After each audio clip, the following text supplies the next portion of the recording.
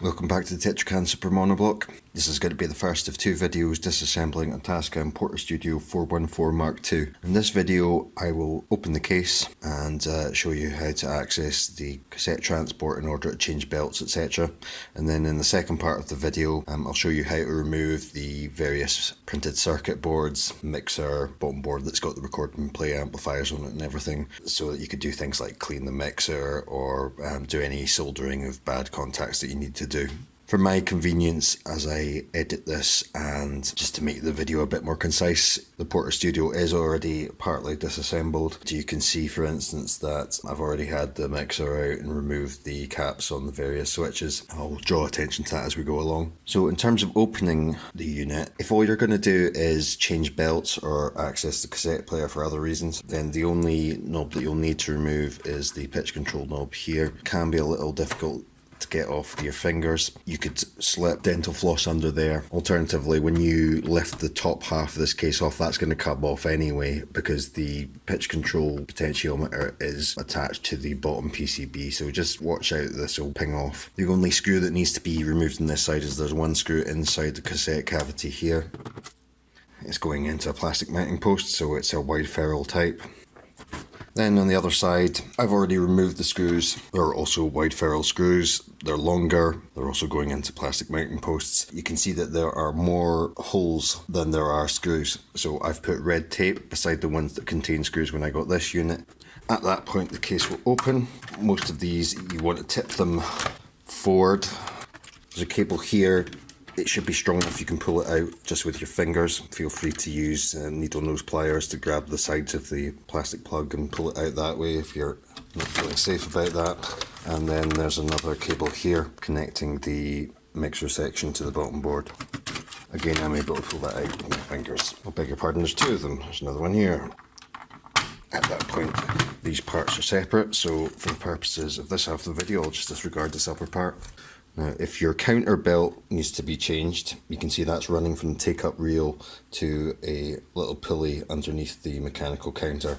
If you find yourself in a situation where you're pressing play and it's stopping after a little while and the counter's not advancing, that's an indication that this belt here is loose or perhaps snapped. Most of these Portastudios have some sort of mechanism. It varies depending whether it's a mechanical control like this or a piano touch switch based logic control in other units. But in either case, there's some sort of mechanism or electronic design such that if play is engaged and the counter doesn't advance, then auto stop will be evoked. In order to change the belts at the back, which pertain to the reel mechanism, which is fast forward, rewind, and also this turning to take up tape slack as the tape passes over the magnetic heads and past this pinch roller. In order to access those belts, you're going to need to remove the cassette unit from the base here. You probably could do it without disconnecting these magnetic heads from the board, but I would suggest that it's easier to just remove those. While the cables that were connecting the upper and lower section are strong enough that I feel confident to just pull them out by the strength of the wires, that's not the case with these. These cables are much thinner, so I would tend to grab the sides with pliers like that and pull them out that way. You grab them tightly and just ease it side to side and that'll come away. Same for the four heads. You can see that on reassembly these heads are color coded. The color of the plastic plug matches the socket into which it's replaced. And cables are tidied here with a cable tie. There's another cable back here that's sending signal from the playback record board here into the motor and the various solenoids and switches here. That one's probably strong enough to just pull out. It's a little bit stiff in fact, so just to err on the side of caution, I'll pull that out with pliers. Then you can see that there's two screws that mount from the front. I think there's one missing from there. I don't know whether I forgot to put that back in when I was partially reassembling this.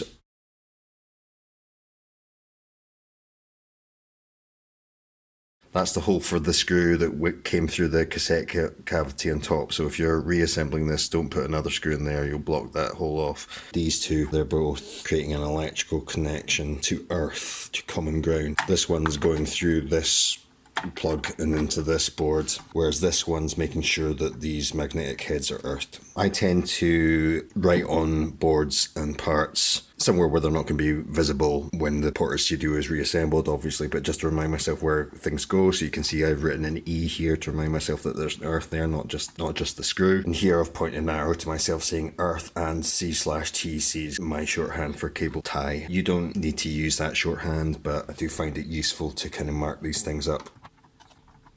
At that point, the cassette player will lift out, and you can see these other cables connect to various leaf switches which are closed depending on how these mechanical buttons are pressed.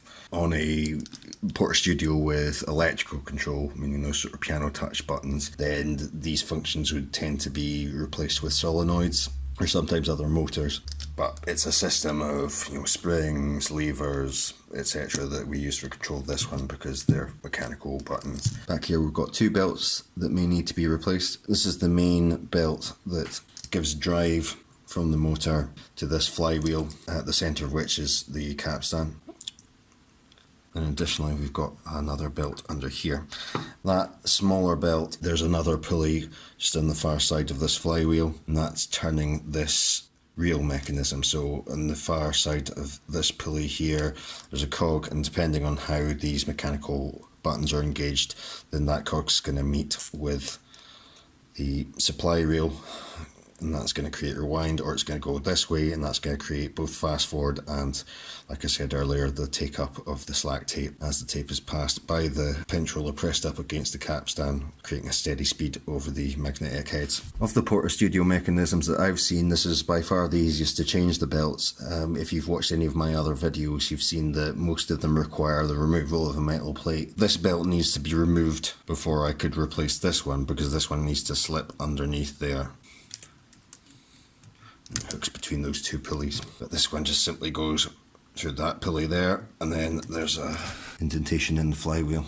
A couple of years ago now, I bought a generic pack of belts for cassette players. Presumably this initially came from a Chinese manufacturer. I bought it on UK eBay, but I imagine it was actually a reseller, and you could quite easily find the same item on like AliExpress, Alibaba, providing you were willing to wait that little bit longer for it to arrive. And this multi-pack included 10 at this size, 10 at this size, and 10 a bunch of other sizes. I think it included the correct size for the counter, and certainly there are other sizes of little belt that I've been able to use in other Portastudio. So if you buy a generic pack like that, it's probably going to include the correct sizes, because you're going to find that most people selling these individually are going to charge you quite a lot. They're going to charge you, well, UK money, like maybe £8 or £9 for this tiny little bit of rubber, whereas I think I paid maybe £4 for 40 or 50 belts that included several of all the sizes that are needed for this unit. However, if you do want to locate your own belt, then the folded length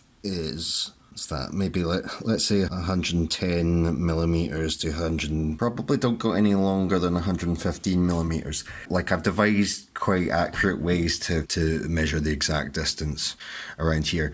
If you get a belt that's exactly the same length or only a couple of millimeters shorter, then sometimes it doesn't grip so well, or it grips for a bit, and then a month or two later you find that as the belt is stretched slightly, then it's no longer gripping. Even if you got a belt that was like 95 millimeters, even 90 millimeters in length, the extra force of stretched rubber that thin that's being applied to a motor that strong isn't going to cause it any damage. So, you know, err on a slightly too small belt. Although this one is square section, I tend to find that round section belts substitute for square section belts fine. Right, thanks for watching. In the next section, we'll take the printed circuit boards out of the two halves of the plastic case of the 414.